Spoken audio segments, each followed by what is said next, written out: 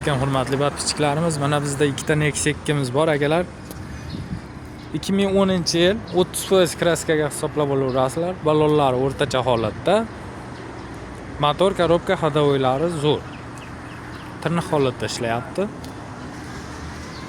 Sony Scrambler 2010-yil Nexia 2 akalar. $1900 bo'lsa berib yuboramiz. Generalni chiqmaydi, o'tkazib olasizlar. 2009-yil Nexia 2'miz. 5% kraskasi bor, bemalol tekshirtirib olaverasizlar.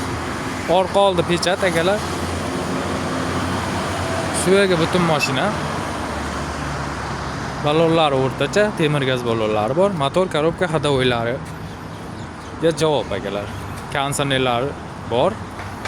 2009-yil Prostoy varianti.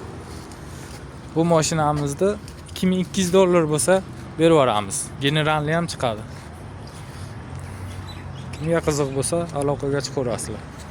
Hammaga rahmat, salomat bo'linglar.